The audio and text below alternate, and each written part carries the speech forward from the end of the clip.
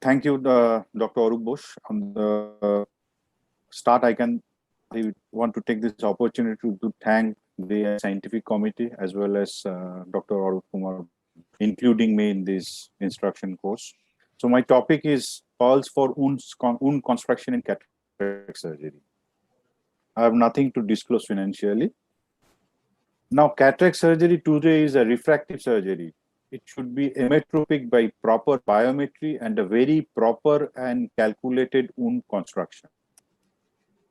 Now, to start with, I am making some basic knowledges here. I want to present some basics here. What is astigmatism? It's with the rule, it against the rule, and it oblique.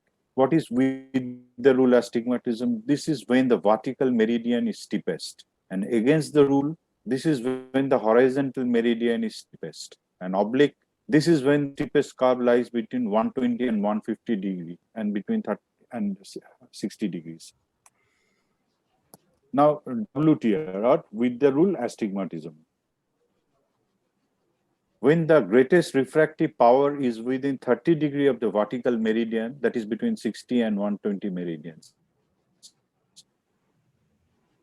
Cylinder horizon meridian. And this is the commonest type of astigmatism based on the orientation of meridians.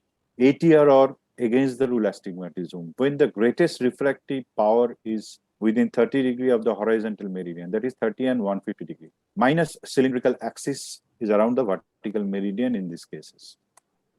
Now, the basic surgical anatomy of the limbus is very important. It is having three borders: anterior limbal border, mid limbal border, and posterior limbal border. These three borders makes two zones. One is blue zone, another is blue limbal zone, and another is white limbal zone. This blue zone, white zone is very important in making for some of the one is number two is position, number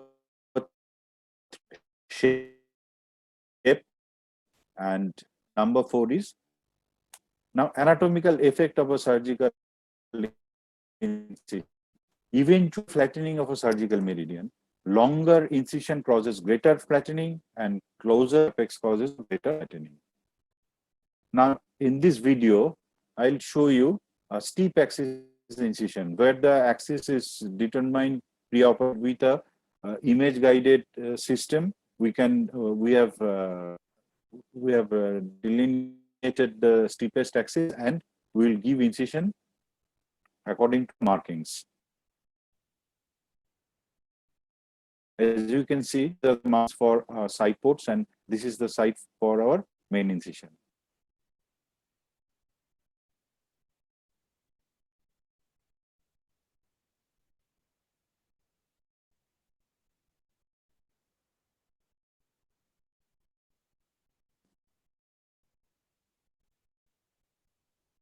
Yeah. You can see here the incision. Yeah, this is the incision according to the image guided system. Okay, I'm going to my next slide. This is a OCCI with a manual marking. We can see we have manually marked with an, and we'll try to create a opposite clear corneal incision with a manual marker. We have marked the horizontal meridian preoperatively in a slit lamp horizontal marker, and then with a axis marker, we are putting the intended axis. Here it's around 75 to 80 degrees. You can see we are marking here.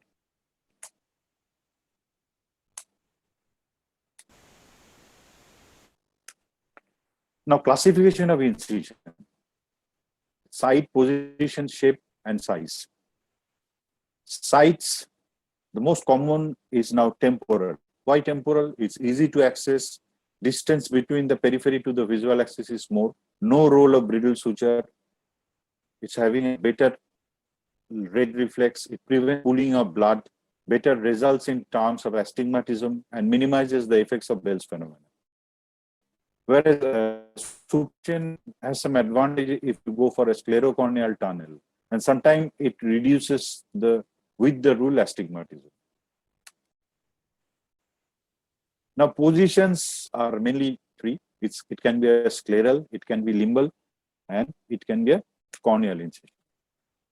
Now directly coming to the types of incisions, different according to the sites. A paracentesis. Creating a paracentesis is thought of just as a stab incision. However, it's much more. A completely avascular corneal incision never heals to the original strength of the cornea. So an effort should be made to barely nick the limbal vessel. The paracentesis incision should typically be made radially towards the center of the eye, except when access to a specific part of the eye would be better with an oblique incision. The paracentesis should be approximately 60 degree to 90 degree from the main phaco incision to facilitate intraocular bimanual techniques. This is very important. Now, you can see complication for a site port. You can see we inadvertent slipping of this paracentesis knife or the MVR here. It has punctured the anterior capsule. So we have to be careful. Now, paracentesis incision should have specific characteristics, which I have depicted in the schematic diagram A in its good form.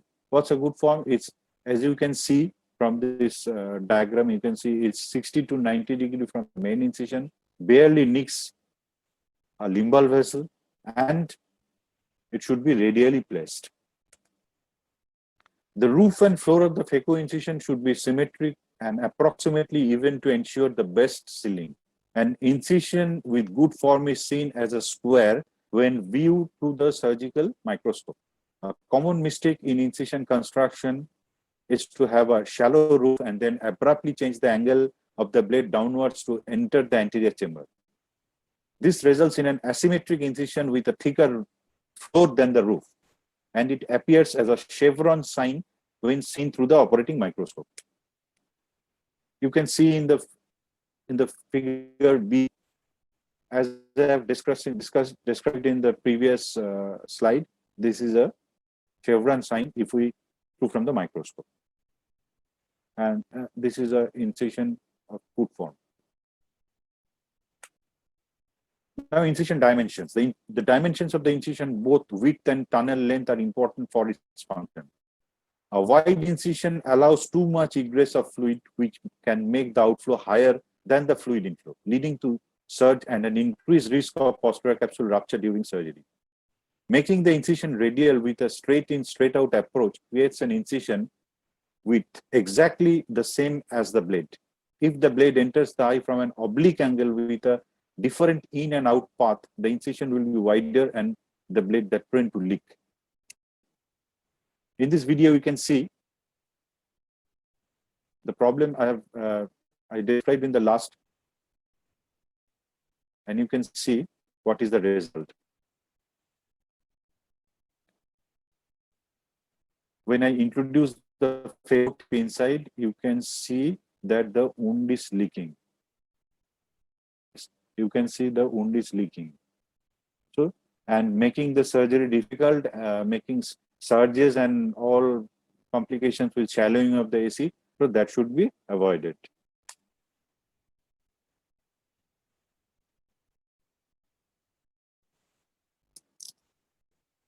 Now, corneal incision, form and location. The size and form of a corneal phaco incisions are critical to give intraocular access and to determine the fluidic balance during phacoemulsification.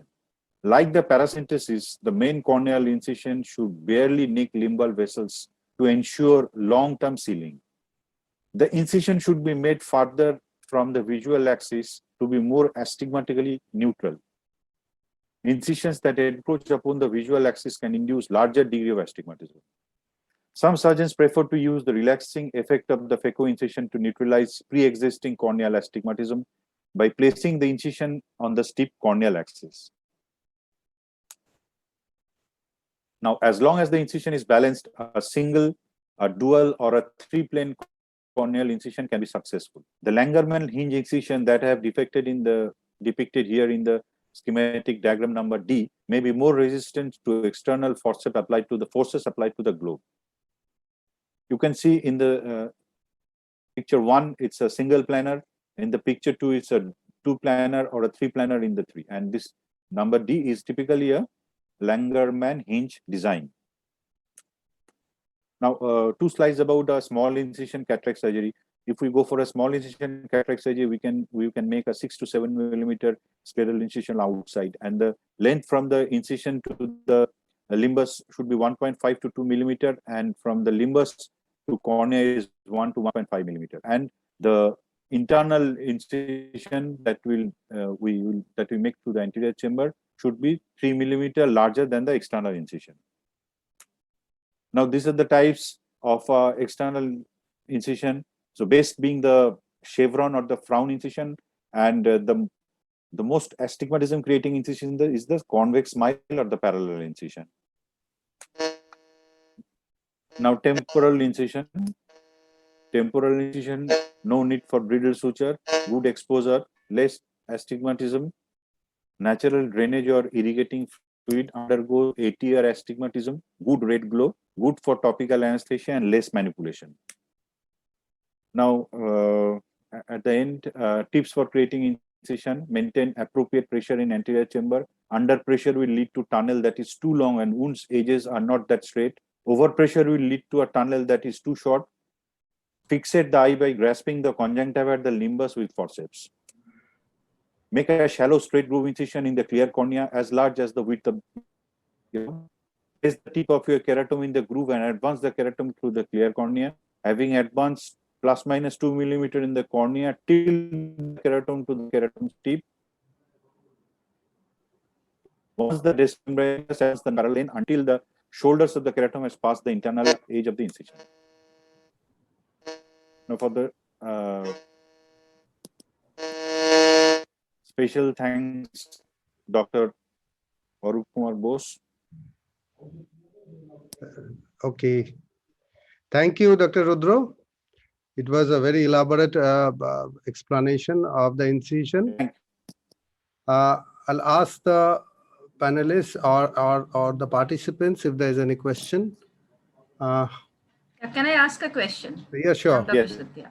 Yeah, Rudro, very beautifully you have demonstrated. It's an excellent way of describing incisions, and even I learned a lot of points from it. You've talked about temporal incisions, right? So do you also prefer a temporal incision in a manual small incision cataract surgery, or did you mention? No. Perfect. Yes, please. Yeah, it's I mean, it's usually for phaco. Yeah, can you hear me? I prefer it for a phacoemulsification surgery, because in manual small incision cataract surgery, that large incision is not good for a temporal. Correct. If not indicated specifically in small incision, in most of the cases, in all the cases, I go for a superior or superior temporal, not temporal. Perfect. So, and one more thing, if you have a bleb, then I think you should have to mention that special cases of dystrophy, any superior corneal disorder, if it is there, or if there is a bleb of glaucoma bleb or anything superiorly, then you can go for a temporal incision, and so on and so forth. If there is any problem, then you always prefer a temporal incision. That's the best result. Least astigmatism also is induced and good for the surgeon. Yeah, thank you very much. Acha, Dr. Rudra, you had shown that there was a leaky wound and a lot of fluid was coming out. So what was your next step? What you have done to take care of a case like this? Acha, in that case, what I did, I hydrated out, and in that case that helped me. But in all cases, simple hydration will not do that. You have to use a viscous viscoelastic and maintain the timber and end the surgery. Better to avoid a leaky wound. That's the keyword. It's always better that you can close the wound and go to another site and create a new wound and carry on with the phaco, isn't it? Yes. That's a better option. Because if this a wound good alternative, it's going to make your life hell for the rest of the procedure. Acha, what will happen if you land up with a very small tunnel? Suppose you are making an incision and you inadvertently ended up with a small tunnel. What will you exactly do in such a case? Can you repeat your question? I can't hear. You are aiming at say 1.5 or 2 millimeter tunnel, and you Mhm. had a slightly premature entry and you ended Okay. up with a 1 millimeter tunnel. Hmm. How are you going to manage? Will you carry on or do something about it? Oh, in most of the cases, only a high viscous viscoelastic can you, or go for an alternate hydrated zone for an. But the What's your moment you start your what's your opinion, sir? viscoelastic OVD is going to be washed out, isn't it? So what will you do? Yes, yes. What's your opinion, sir, in that case? Any opinion, Dr. Sudipta? I think he has also joined. Shivashish, Dr. Shivashish has joined. Any Sir, suggestion? I've tried to do, sometimes I've ended up with small tunnels, especially if I fill up my anterior chamber excessively with viscoelastic and before doing my main incision. So, sometimes I've ended up with really small tunnels, and that if I try to continue with that incision, the iris always tries to come out through that incision. It makes life hell while doing phaco. Every time I take my phaco probe out, the iris is trying to come out. I have to push in through and once the iris comes out, it is very difficult. It will keep on trying to come out. It is very difficult to keep it in. So if it is feasible, we can shift, maybe close the temporal, and we can make a superior incision. We can make a fresh incision. If it is very shallow and we see that the iris is coming out repeatedly, then I have done once that I have shifted my incision to the superior side. The seniors So would what are like you to, going to I do would with like to know the what. previous incision? You want to close it, put a suture there? Are you Yeah, going I to just close the place one incision, suture. there, or you just leave it like that? No, I just close it with one suture.